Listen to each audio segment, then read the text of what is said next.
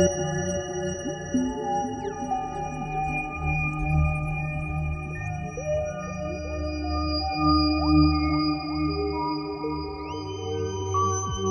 dans la vidéo précédente, je vous ai donc introduit les 4 variables de cette science qu'on appelle la thermodynamique: pression, volume, température, entropie, qui sont ce qu'on appelle conjuguées l'une de l'autre via la notion d'énergie. Autrement dit, chaque fois que j'ai une pression et un volume, je peux définir une énergie en multipliant la pression par le volume. Chaque fois que j'ai une entropie et une température, je peux définir une énergie en multipliant l'entropie par la température. On dit que les variables sont conjuguées l'une par rapport à l'autre. On a aussi vu qu'il y avait le premier principe de la thermodynamique qui disait que l'énergie ne peut jamais changer.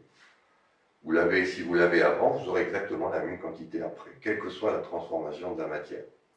Par contre, on a un deuxième principe qui nous dit que si la matière a évolué dans le temps, eh bien, l'entropie après est toujours supérieure à l'entropie avant.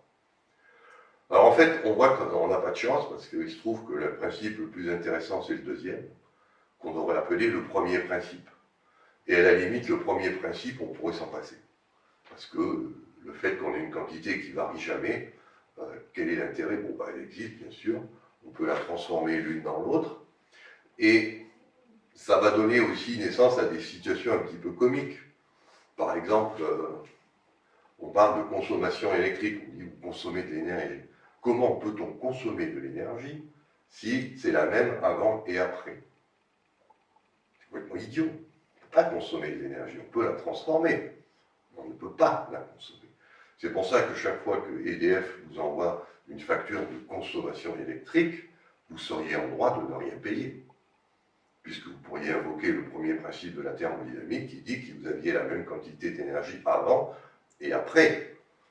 Ce que pourrait vous demander le fournisseur d'électricité, c'est que vous payez la transformation de l'énergie, c'est-à-dire l'augmentation d'entropie que vous avez créée en l'utilisant. Et vous voyez, donc c'est assez comique parce qu'on utilise un vocabulaire qui n'est pas très juste. Et ce qu'on va faire maintenant, c'est essayer de comprendre un petit peu mieux ce que c'est que cette variable d'entropie, parce que l'énergie, je vous dis, n'est pas la chose la plus intéressante. Alors, le mieux pour définir cette quantité, c'est de lui donner ce qu'on appelle sa carte d'identité. Quand vous allez dans la rue et qu'on veut savoir qui vous êtes, qu'est-ce qu'on fait? Un policier va vous demander votre carte d'identité. Il va écrire votre nom, et puis il a décrit des tas d'informations qui vont satisfaire la police. Ben là, c'est pareil. Vous voulez savoir ce que c'est que l'entropie? Ben bon, il y a une carte d'identité. Donc là, voilà. L'entropie, c'est un fluide immatériel qui peut toujours être créé, mais jamais détruit. C'est-à-dire, on peut toujours en créer, ça c'est possible, mais par contre, une fois que c'est créé, vous ne pouvez plus la détruire. Et qui est stoppé par tout isolant thermique. Voilà. Une façon de définir l'entropie, un truc qu'on crée, et une fois que c'est créé, ça ne peut plus être détruit, puis après, ben, si vous voulez le garder, éviter que ça se transfère, que vous le perdiez, mais il faut avoir ce qu'on appelle un isolant thermique. Alors, voilà différents processus de transformation qui créent de l'entropie. Par exemple, les frottements. Chaque fois que vous frottez, que vous déplacez, que vous sentez une résistance au déplacement qu'on appelle le frottement, en fait, c'est de l'entropie qui est générée. On a une équivalence entre ces frottements et l'entropie, ou si vous préférez, si vous déplacez sans frottement, ça veut dire que l'entropie est constante. Parce qu'elle ne peut pas diminuer. Et on le sait très bien, on peut avoir des situations où les frottements sont très faibles, et on va dire quand les frottements sont très faibles, on a des transformations qui se font en entropie constante. Si par contre, quand vous déplacez, ça frotte, eh bien on le sent très bien quand vous le faites. Par exemple, si vous voulez frotter une table pour la nettoyer, ben ça va chauffer. Il y a derrière la notion de frottement et d'augmentation d'entropie, il y a toujours cette idée qu'on va générer de la chaleur. Une autre façon de générer de l'entropie, c'est de prendre une matière qui est en un seul bloc et de la décomposer en petits blocs. Par exemple, vous prenez un branchage, une branche d'arbre, elle est en un seul bloc, vous la passez dans ce qu'on appelle un broyeur, vous allez récupérer des copeaux. Eh bien, vous avez augmenté l'entropie. Chaque fois que vous augmentez le nombre d'objets, l'entropie augmente. Une autre façon de créer de l'entropie, c'est de générer de la chaleur. et pas forcément par frottement. On peut générer cette chaleur par ce qu'on appelle une transformation chimique, c'est-à-dire qu'on va obliger les atomes et les molécules à réagir les uns sur les autres. Là, par exemple, vous prenez du bois et vous obligez le bois à réagir avec l'oxygène pour créer du CO2 et de l'eau. On va décomposer le bois et on va récupérer donc de la chaleur. Donc ça, c'est tout à fait classique. Tout processus chimique, en fait, est un générateur d'entropie. Chaque fois que vous faites une transformation chimique, vous avez génération d'entropie. Et c'est là où vous voyez pourquoi la biologie est directement concernée, parce que là, on croit les biologistes, tout ce qui se passe à l'intérieur d'un corps vivant, c'est de la chimie. Donc, on crée en permanence de l'entropie. Et puis, pour l'arrêter, donc, il faut avoir ce qu'on appelle un isolant thermique. Il y a des substances qui ont cette propriété, c'est que si vous mettez un système qui génère de l'entropie à l'intérieur, et autour vous mettez cet isolant thermique, eh bien vous allez garder la chaleur. Et si vous gardez la chaleur, ça veut dire que l'entropie de nouveau reste constante. Elle ne s'évacue pas vers l'extérieur, donc elle reste à l'intérieur du système.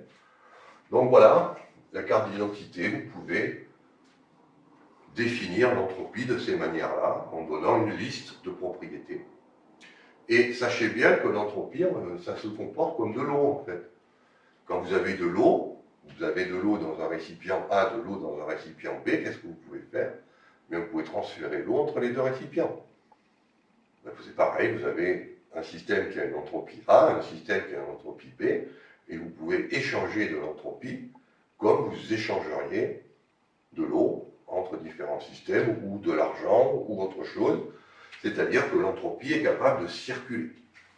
Elle circule. Et d'ailleurs, comme on le verra, c'est dans cette propriété de circulation que réside le fait d'être vivant. Alors, une autre chose quand vous faites de la science, c'est de mesurer. Si vous avez un concept, vous devez pouvoir définir ce qu'on appelle un appareil de mesure. Donc l'appareil de mesure existe, bien sûr, qui permet de mesurer l'entropie, s'appelle un calorimètre. C'est-à-dire qu'on sait que l'entropie est en relation avec la chaleur. Tout système qui dégage de la chaleur est en augmentation d'entropie. Donc si on veut comparer l'entropie avant et après, on va obliger le système à dégager de la chaleur. Par exemple, ici, c'est une souris.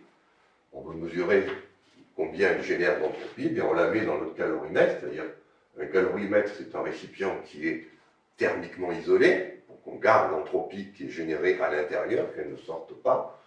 Et ensuite, vous voyez, on va entourer ce calorimètre de glace. Pourquoi? Parce que la glace a cette propriété que quand vous lui apportez de l'entropie, elle fond.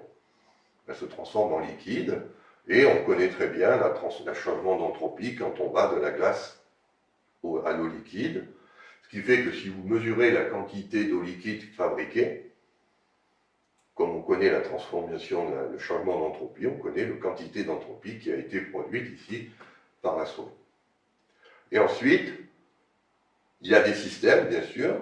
Le système de mesure est général, on peut toujours mesurer l'entropie comme ça. Des fois, on n'a même plus besoin, on peut se passer de récipient. Par exemple, c'est ce qui se passe quand vous prenez la Terre. La Terre est un système qui génère de l'entropie, parce que tout système ne peut que générer de l'entropie. Et où se trouve l'isolant thermique? L'isolant thermique, il se trouve dans l'atmosphère. En fait. L'atmosphère qui entoure la Terre donne une isolation qui permet donc d'avoir des processus qui se déroulent à entropie constante. Alors, comme le montre cette définition, cet appareil, ce calorimètre, on mesure une quantité d'eau qui a fondu. Et évidemment, cette quantité d'eau qui a fondu, ça n'a rien à voir avec ce qu'on appelle un désordre. Et ça, c'est quelque chose qu'il faut tout de suite expliquer, c'est que l'entropie, dans énormément de sites internet ou de livres, on la définit comme étant une mesure du désordre. Expliquez-moi ce qu'il y a de désordonné dans de l'eau qui fond. C'est vrai qu'on va passer d'un réseau qui est en apparence ordonné, qui est la glace, à quelque chose qui est en apparence désordonné. Pourquoi je dis en apparence? Parce que quand vous prenez la glace, vous prenez cette structure, c'est une structure qui n'est pas ordonnée en elle-même. Pourquoi? Parce que si elle vous apparaît ordonnée, c'est parce que vous avez moyenné le mouvement des atomes et des molécules dans le temps. Parce que si vous prenez en fait une photo, un instantané, à une échelle de la picoseconde, qu'est-ce que vous allez voir? Eh bien que cette structure n'existe pas. Cette structure n'existe que parce que vous avez intégré dans le temps. Et c'est une fiction en fait. Donc, quand vous dites il y a de l'ordre dans la glace et du désordre dans l'eau liquide, il y a autant de désordre dans la glace à un moment donné que dans l'eau liquide. Par contre, on sait que l'entropie de la glace est plus faible que celle du liquide. Donc, il y a quelque chose qu'il faut bien comprendre là-dedans, c'est que l'entropie n'a rien à voir avec le désordre. Et lorsque vous allez prendre cet exemple qu'on retrouve des fois dans des mauvais livres, je vous déconseille de lire ces livres, on vous dit, ben voilà, vous avez un bureau qui est bien rangé, qui est ordonné, vous laissez le temps s'écouler, et on va vous dire, ben, le bureau ne peut que se déranger. C'est-à-dire, on dit, il y a le second principe, qui dit qu'on doit toujours aller vers plus d'entropie, et on vous dit, comme l'entropie mesure le désordre, et comme il y a ce second principe, vous ne pourrez jamais garder votre bureau rangé. Il sera toujours, s'il a été rangé à une certaine époque, plus tard, il ne pourra être que en désordre complet. Et bien c'est complètement faux. Et la meilleure preuve qu'on en ait eue, c'est quand on a découvert donc les chambres funéraires des pyramides en Égypte. Il y a des endroits où personne n'est rentré pendant 2500 ans. Et bien, je peux vous dire qu'en 2500 ans, les pyramides, les chambres funéraires qui n'ont pas été visitées par des pillards, étaient exactement dans l'état où on les avait laissés au moment de la fermeture de la pyramide. Par contre, c'est vrai que si vous avez des pillards qui arrivent, alors là, ça va être le bordel. C'est-à-dire qu'ils vont tout casser, les objets vont être déplacés, et c'est exactement ce qui se passe avec votre bureau. Si votre bureau évolue vers le désordre, c'est parce que vous travaillez dessus, et que vous bougez les objets. Les objets en eux-mêmes ne peuvent pas bouger. Les objets macroscopiques, évidemment. Donc, on oublie cette notion que le désordre, l'entropie mesure une quantité de désordre. Pourquoi? Parce que chaque fois qu'il y a du désordre, c'est en fait une propriété de l'énergie de mettre du désordre. Et avec l'énergie, vous pouvez mettre aussi bien du désordre que de l'ordre. Parce qu'une fois que votre bureau est désordonné, vous allez prendre de l'énergie aussi pour le remettre en ordre. Donc les notions d'ordre et de désordre sont bien liées à l'énergie et pas à l'entropie. Donc maintenant, qu'est-ce qui reste pour expliquer l'entropie? On va le voir ici, par exemple. On dit que l'entropie d'un liquide est plus petite que l'entropie d'un gaz. Et ça, c'est une loi qui est en général toujours vérifiée. C'est-à-dire quand on est en état liquide, on a une entropie qui est normalement inférieure à l'entropie du gaz. Et regardez ce qui se passe, c'est que quand je suis dans le liquide, si je considère un volume donné, j'ai bien sûr les molécules d'eau qui sont ici, qui peuvent explorer. Cette molécule peut bouger, se mettre là, mais comme je suis à l'état liquide, il y a tout ce volume où les molécules d'eau ne peuvent pas aller. Parce qu'on a pris un volume qui est plus grand que le volume propre de l'eau. Si par contre, maintenant, je suis à l'état vapeur, vous voyez la différence, c'est que toute molécule est capable d'occuper tout le volume. Et c'est dans cette propriété que ici, des molécules ne peuvent pas explorer tout le volume, alors qu'ici, chaque molécule peut explorer tout le volume disponible, qu'on dit que cet état est de plus haute entropie que celui-là. C'est tout. C'est-à-dire, vous cherchez quelles sont les possibilités de mouvement, et plus ces possibilités de mouvement sont grandes, plus l'entropie est grande. Plus les possibilités de mouvement sont petites, plus l'entropie est petite. Et on revient ici, et on prend maintenant non plus l'ordre ou le désordre, ce nouveau critère. Est-ce qu'ici, j'ai beaucoup de possibilités de mouvement? Essayez de faire bouger les molécules d'eau, vous verrez que c'est pas simple. Alors si, vous pouvez les faire vibrer, bien sûr. C'est-à-dire faire ces mouvements-là. Mais si j'essaye de faire une rotation, je vois bien que ça coince. C'est-à-dire que là, les molécules d'eau, par exemple, peuvent vibrer autour de cette position, mais elles ne peuvent pas aller là. Il y a du vide. Pourquoi? Parce que je suis à l'état solide. Si par contre, maintenant, je prends l'état liquide, où là, j'ai droit à mes rotations. Regardez ce qui se passe, je peux définir là aussi un espace intérieur, mais c'est quoi la différence? C'est qu'ici, cette molécule, par exemple, je peux venir la mettre là, à l'intérieur, grâce au mouvement de rotation, ce que je ne peux pas faire ici. Ça veut dire qu'ici, peut me déplacer dans un volume qui est beaucoup plus petit que là. D'où le fait qu'on dit que le liquide ici a une entropie qui est supérieure au liquide.